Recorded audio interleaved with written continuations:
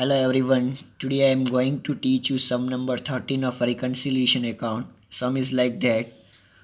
Following are the data available from financial record of Farag Limited for the year ending on 31st March 2007.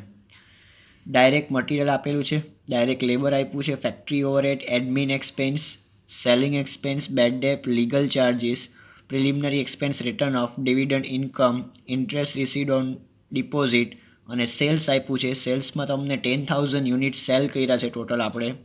Closing stock આપ્યું છે જે 2,500 units છે અને in વેલ્યુઝમાં તમને આપ્યું છે 2,50,000 રૂપીસ. હવે અત્યાર સુધીની આ જેટલી ઇન્ફોર્મેશન આપી છે આપણે ટ્રેડિંગ અને પ્રોફિટ એન્ડ લોસ માટેની ઇન્ફોર્મેશન છે. હવે તમને જે આપ્યું છે શેના માટેની ઇન્ફોર્મેશન છે, તો કોસ્ટ શીટ બનાવવા માટેની. તો cost account provides the following information, જેમાં તમને ડાયરેક્ટ મટીરિયલ આપ્યું છે અલગથી જ 4,50,000. ફેક્ટરી ઓવરહેડ એવું કીધું છે કે 25% પ્રાઇમ કોસ્ટના છે. એડમિન એક્સપેન્સ એવું કીધું છે કે 40 રૂપીસ પર યુનિટ મેન્યુફેક્ચરના છે. હવે તમારી પાસે મેન્યુફેક્ચર યુનિટ નથી, તમારી પાસે સેલ્સ યુનિટ છે અને ક્લોઝિંગ સ્ટોક યુનિટ છે. સેલિંગ એક્સપેન્સ એવું કીધું છે કે 60 રૂપીસ પર યુનિટ સોલ્ડ, જેટલા સોલ્ડ કર્યા હોય એના 60 રૂપીસ પર unit. Prepare cost sheet, profit and loss account અને રિકન્સિલિએશન સ્ટેટમેન્ટ્સ. વન્સ અગેન આ સમ મોસ્ટ ઇમ્પોર્ટન્ટ કેવા છે એક્ઝામના વ્યૂ પોઈન્ટથી. અને પહેલાંના વિડીયો લેક્ચરમાં બી મેં તમને કીધેલું છે કે આ ટાઈપના જ સમ તમને એક્ઝામમાં પૂછાય છે, કે જેમાં પહેલાં તમને profit and loss, cost sheet અને પછી જઈને તમને રિકન્સિલિએશન બનાવવાનું હોય છે. હવે સમમાં મોસ્ટ ઇમ્પોર્ટન્ટ એ વસ્તુ છે કે કોસ્ટ શીટમાં તમને ડાયરેક્ટ મટીરિયલની વેલ્યુ આપી છે. અત્યાર સુધી આપણે શું હતું કે ડાયરેક્ટ મટીરિયલ જે ઉપર ફિનાન્શિયલ રેકોર્ડ હતા એમાંથી લઈ લેતા. અત્યારે તમને ડાયરેક્ટ મટીરિયલ જોઈ શકો છો તો ફિનાન્શિયલ અકાઉન્ટમાં તમને 4 લાખ છે અને અહીંયા કેટલા છે 4,50,000 છે. એટલે આ સમમાં ઓવર વેલ્યુએશન ડાયરેક્ટ મટીરિયલનું બી આવશે, પ્લસ બીજું કે મેન્યુફેક્ચરિંગ યુનિટ ગોતવાના છે. તો એ તમે અત્યારે જોઈ શકો છો કે સેલ્સ યુનિટ 10,000 યુનિટ છે અને ક્લોઝિંગ સ્ટોક 2,500 યુનિટ છે. તો આ બેયનું પ્લસ કરશું તો આપણને શું મળશે, મેન્યુફેક્ચર. હવે પ્લસ કઈ રીતના થયું તો કે તમે બેયનું પ્લસ કરશું 12,500 યુનિટ મેન્યુફેક્ચર કર્યા હોય અને એમાંથી તમે 10,000 યુનિટ સેલ કર્યા હોય તો જ તમને શું મળે, 2,500 ક્લોઝિંગ સ્ટોક મળે ને. એટલે જ્યારે બી તમને મેન્યુફેક્ચર યુનિટ ગોતવાના હોય ત્યારે દર વખતે તમારે સેલ્સ પ્લસ ક્લોઝિંગ સ્ટોક કરવાનું હોય. 10,000 વેચ્યા હોય અને 2,500 પડ્યા હોય તો તમે મેન્યુફેક્ચર કેટલા કર્યા હોય, ટોટલ 12,500. હવે સૌથી ફર્સ્ટ આપણે બનાવશું ટ્રેડિંગ અને પ્રોફિટ એન્ડ લોસ અકાઉન્ટ. એના ઉપરથી આપણે નેટ પ્રોફિટ કે નેટ લોસ જે હશે એ ગોતશું. પછી કોસ્ટ શીટ બનાવશું, એના ઉપરથી આપણે પ્રોફિટ ઓર લોસ કોસ્ટ શીટનું ગોતશું અને પછી રિકન્સિલિએશન બનાવશું. તો લેટ સ્ટાર્ટ કરીએ સમને. સૌથી ફર્સ્ટ મેં બનાવ્યું છે સમમાં ટ્રેડિંગ અને P&L. તો મેં તમને તેદી બી કીધેલું હતું કે ટ્રેડિંગ અકાઉન્ટની અંદર શું આવે તો કે મટીરિયલ, લેબર અને ફેક્ટરી રિલેટેડ જે કોઈ એક્સપેન્સ છે એ બધા ટ્રેડિંગમાં આવે, બાકી બધા એક્સપેન્સ કેમાં આવશે, પ્રોફિટ એન્ડ લોસમાં. તો સૌથી ફર્સ્ટ મેં ટ્રેડિંગ બનાવ્યું છે, જે ડાયરેક્ટ મટીરિયલ તમને ક્વેશ્ચનમાં આપ્યું છે 4 લાખ રૂપીસ અહીંયા આપ્યું છે ડાયરેક્ટ મટીરિયલ તમને. પછી ડાયરેક્ટ લેબર 1,50,000 અને ફેક્ટરી ઓવરહેડ 3,50,000. આ ત્રણેય મેં લખી નાખ્યું છે અહીંયા ટ્રેડિંગ અકાઉન્ટમાં ડેબિટ સાઇડ. હવે ક્રેડિટ સાઇડ શું લખવાનું હોય ટ્રેડિંગમાં તો કે સેલ્સ અને ક્લોઝિંગ સ્ટોક. તો સેલ્સ તમને આપ્યું છે, સેલ્સ 10,000 યુનિટ 13 લાખ આપ્યા છે જે મેં લખ્યા છે અહીંયા. અને ક્લોઝિંગ સ્ટોક કેટલા આપ્યા છે, 2,500 યુનિટ અને 2,50,000 યુનિટ.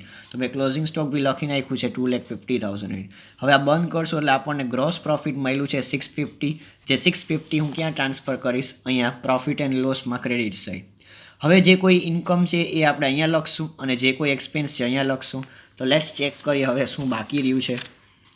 તો એડમિન એક્સપેન્સ એ આપણું એક્સપેન્સ છે, પછી સેલિંગ એક્સપેન્સ એ આપણું એક્સપેન્સ છે, બેડ ડેટ એક્સપેન્સ છે, લીગલ ચાર્જીસ એક્સપેન્સ છે અને preliminary expense written of expense છે. આ બધા એક્સપેન્સ હું કઈ બાજુ લખીશ, P&L ડેબિટ સાઇડ. તો તમે જોઈ શકો છો admin, selling, bad debt, legal charges અને પ્રિલિમિનરી એક્સપેન્સ રિટર્ન ઓફ, આ બધા મેં એક્સપેન્સીસ P&Lમાં ડેબિટ સાઇડ લખી નાખ્યા છે. હવે હું શું લખીશ ક્રેડિટ સાઇડ, તો કે P&Lમાં ક્રેડિટ સાઇડ ઇન્કમ લખાય છે. તો લેટ્સ ચેક કરીએ આપણી ઇન્કમ કઈ છે. ડિવિડન્ડ ઇન્કમ છે, ઇન્ટરેસ્ટ રિસીવડ ઓન ડિપોઝિટ, તમે જે ડિપોઝિટ કર્યું એના ઉપર તમને ઇન્ટરેસ્ટ મળ્યું છે. તો આ બે આપણી ઇન્કમ છે. તો આ બે ઇન્કમ હું ક્રેડિટ સાઇડ લખી નાખું, ડિવિડન્ડ અને ઇન્ટરેસ્ટ રિસીવડ.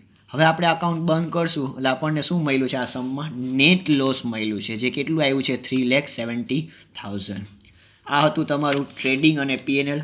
ટ્રેડિંગમાં આટલી વસ્તુ રેકોર્ડ થાય તો કે મટીરિયલ, લેબર અને ફેક્ટરી રિલેટેડના જે કોઈ એક્સપેન્સ હોય એ આપણે ટ્રેડિંગમાં રેકોર્ડ કરશું. એના સિવાયના જે કોઈ એક્સપેન્સ છે આપણે ક્યાં રેકોર્ડ કરશું, P&Lમાં. હવે આપણે બનાવશું કોસ્ટ શીટ. તો કોસ્ટશીટમાં સૌથી ફર્સ્ટ આપણને શું જોઈએ છે, ક્યાંથી સ્ટાર્ટ કરીએ છીએ આપણે, ડાયરેક્ટ મટીરિયલ. તો કોસ્ટશીટ માટેના ઇન્ફોર્મેશન તમને આપ્યું છે અલગથી. કોસ્ટશીટ આ સમમાં એવું કીધું છે કે ડાયરેક્ટ મટીરિયલ તમને 450 લેવાનું છે. જો સ્ટુડન્ટ્સ અહીંયા ધ્યાન રાખજો, કન્ફ્યુઝ ન થતા. તમને ડાયરેક્ટ મટીરિયલ આગળ એ લોકોએ આપ્યું છે ઓલરેડી 4 લાખ, આ નથી લેવાનું. તમને કોસ્ટ માટે ડાયરેક્ટ મટીરિયલ 4,50,000 લેવાનું છે. તો ડાયરેક્ટ મટીરિયલ મેં લખી નાખ્યું 450. હવે ડાયરેક્ટ લેબર વિશે કંઈ વાત નથી કરી, તો હું ફિનાન્શિયલમાં જે આપ્યું છે ડાયરેક્ટ લેબર એ જ લખી નાખીશ 1,50,000. તો એ મેં લખી નાખ્યું direct labour 1,50,000. Total prime cost કેટલું આવ્યું 6 લાખ. હવે મને એવું કીધું છે કે ફેક્ટરી ઓવરહેડ જે છે 25% પ્રાઇમ કોસ્ટના. તો ફેક્ટરી ઓવરહેડ પ્રાઇમ કોસ્ટના 25%, તો કે 150ના 25% કરીશ એટલે મને કેટલા મળ્યા, સોરી પ્રાઇમ કોસ્ટના કીધા છે 6 લાખના 25% કરીશ એટલે 1,50,000 મને ફેક્ટરી ઓવરહેડ મળી ગયું. બેયનું પ્લસ કરીશ એટલે ફેક્ટરી કોસ્ટ મળી ગયું 7,50,000. હવે લોકોએ મને એવું કીધું છે કે એડમિન એક્સપેન્સ આર 40 પર યુનિટ મેન્યુફેક્ચર. તો મેં હમણાં તમને કીધું મેન્યુફેક્ચર કઈ રીતના ગોતશું, તો કે તમે વેચ્યા 10,000 યુનિટ, 10,000 યુનિટ તમે સોલ્વ કર્યા છે અને તમારી પાસે ક્લોઝિંગ સ્ટોક 2,500 યુનિટનું પડ્યું છે. તો ઇટ મીન્સ તમે ટોટલ કેટલા મેન્યુફેક્ચર કર્યા હોય, 12,500 કર્યા હોય. તો એડમિન એવું કીધું છે કે પર યુનિટના 40 રૂપીસ અને આપણે મેન્યુફેક્ચર 12,500 કર્યા છે. તો કેટલા આવશે, 5 લાખ આવશે. પ્લસ કરશું એટલે 12,50,000 મળ્યું. હવે આપણને શું કરવાનું છે, closing stock. Closing stock most important છે. કઈ રીતના, ક્લોઝિંગ સ્ટોકમાં તમને યુનિટ કીધા છે, કેટલા યુનિટ છે, 2,500 યુનિટ આપણા ક્લોઝિંગ સ્ટોક છે. તો હવે આપણે કરશું કઈ રીતના કે જ્યારે મેન્યુફેક્ચર 12,500 યુનિટ કરો છો તમે, ત્યારે તમારી કોસ્ટ કેટલી આવી, 12,50,000 આવી. તો જ્યારે તમારું ક્લોઝિંગ સ્ટોક 2,500 યુનિટ છે તો ત્યારે તમારી અમાઉન્ટ કેટલી, જો ફરીથી સમજો, તમારા 12,500 યુનિટ મેન્યુફેક્ચર છે અત્યારે, તો ત્યારે અમાઉન્ટ કેટલી આવે છે, 12,50,000. ક્યાંથી આવ્યું, તમારી કોસ્ટ 12,50,000. તો જ્યારે તમે 2,500 યુનિટ ક્લોઝિંગ સ્ટોક હોય તો અમાઉન્ટ કેટલી આવશે, ક્રોસ મલ્ટીપ્લાય કરશો એટલે અમાઉન્ટ કેટલી આવી, 2,50,000. માઇનસ કરશો એટલે કેટલા આવ્યા, 10 લાખ.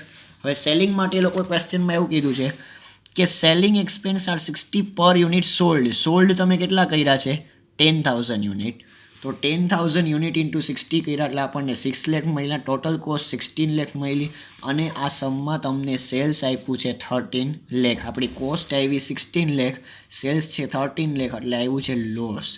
એટલે લોસ તમને કોસ્ટશીટનો આવ્યો છે 3 લાખ. હવે બંનેમાં તમને આ સમમાં લોસ આવ્યું છે એટલે કે કોસ્ટશીટમાં બી લોસ છે પ્લસ ફિનાન્શિયલ અકાઉન્ટમાં બી લોસ છે.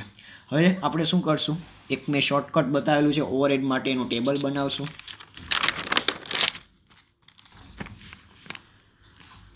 આ table showing difference of overhead છે. મોસ્ટ ઇમ્પોર્ટન્ટ આ સમમાં, અને આપણે સ્ટાર કરશું. અત્યાર સુધી આ નથી આવ્યું, ફર્સ્ટ ટાઈમ આપ્યું છે આ. ડાયરેક્ટ મટીરિયલ ફિનાન્શિયલ મેં તમને ક્વેશ્ચનમાં બતાવ્યું 4 લાખ છે ને કોસ્ટશીટમાં એ લોકોએ કીધું છે અલગથી 450. ઇટ મીન્સ ઓવર એટલે કેટલું વધારે લખાણું કોસ્ટશીટમાં 50. હવે કોઈ પણ વસ્તુ ઓવર એબ્ઝોર્પ્શન છે તો એ આપણે એડ કરવાની હોય છે.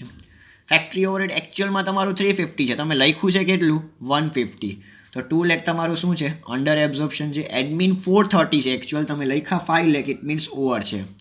સેલિંગ ડિસ્ટ્રીબ્યુશન એકચ્યુઅલ એટલે કે આ ફિનાન્શિયલ એક્સપેન્સમાં, ફિનાન્શિયલ અકાઉન્ટમાં જે કોઈ એક્સપેન્સ લખાતા હોય એકચ્યુઅલ હોય, એટલે એકચ્યુઅલમાં 640 છે, આપણે લખ્યા છે 6 લાખ, ઇટ મીન્સ 40,000 શું છે, અંડર.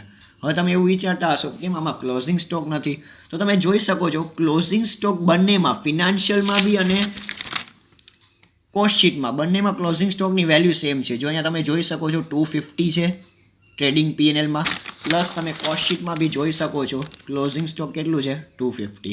ઇટ મીન્સ બે જગ્યાએ ક્લોઝિંગ સ્ટોક સેમ છે એટલે નાઈધર ઓવર છે નોર અંડર છે. હવે આપણે બનાવશું રિકન્સિલેશન. તો રિકન્સિલેશનમાં તો ખબર જ છે તમને શું હોય છે. પહેલાં સૌથી ફર્સ્ટ આપણે કોસ્ટ અકાઉન્ટના પ્રોફિટ ઓર લોસથી સ્ટાર્ટ કરવાનું. તો મેઇન આ સમમાં છે, આ સમમાં આપણને શું આવ્યું છે, લોસ એઝ પર કોસ્ટ. અત્યાર સુધી તમને જેટલા વિડીયો લેક્ચર્સ મેં ઉપર સમજાવેલા છે બધા પ્રોફિટ છે. Loss as per cost account -3 માઇનસમાં લખશું બિકોઝ લોસ છે. એટલે આપણી ઇન્કમ મેં તમને બતાવ્યું જ્યારે આપણે financial account profit and loss બનાવ્યું ત્યારે આપણી ઇન્કમ ડિવિડન્ડ ઇન્કમ હતી ને ઇન્ટરેસ્ટ રિસીવડ ઓન ઇન્કમ હતી, જે તમે અહીં જોઈ શકો છો ડિવિડન્ડ અને ઇન્ટરેસ્ટ, એ આપણે એડ કરી નાખ્યું. અને હવે ઓવર એબ્ઝોર્પ્શન શું મળ્યું, તો કે ઓવર મટીરિયલ છે અને બીજું શું છે, ઓવર આપણું એડમિન છે. તો over valuation of direct material અને ઓવર એબ્ઝોર્પ્શન ઓફ એડમિન, આટલું એડ કરો તો 220 થયા. -3 લાખ પ્લસ 2,20,000 એટલે -80,000 આવે. હવે આપણે લેસ કરશું તો લેસ શું થાય છે? Financial expense. કયા કયા એક્સપેન્સ છે ફિનાન્શિયલ? તો કે એવા એક્સપેન્સ જે ખાલી ક્યાં લખાતા હોય? કોસ્ટ શીટમાં. તો આ બે એક્સપેન્સ તો એવા છે કે જે આપણે કોસ્ટ શીટમાં લખીએ. તો બેડ ડેટ, લીગલ ચાર્જીસ અને પ્રિલિમિનરી એક્સપેન્સ રિટર્ન ઓફ. આ ત્રણ આપણે લખશું.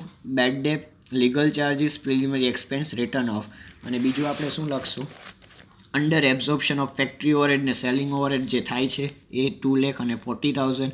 હવે આ લેસ કર્યું તો તમે અહીં જોઈ શકો છો અહીં -80,000. આ બધી અમાઉન્ટ આપણે શું છે? લેસ છે. -80,000 અને -2,90,000 એટલે ટોટલ કેટલું આવ્યું? -3,70,000. જે આપણો આ લોસ છે, કોનો લોસ છે? કોસ્ટ શીટના લોસથી ચાલુ કર્યું તો આ કોનો લોસ હોય?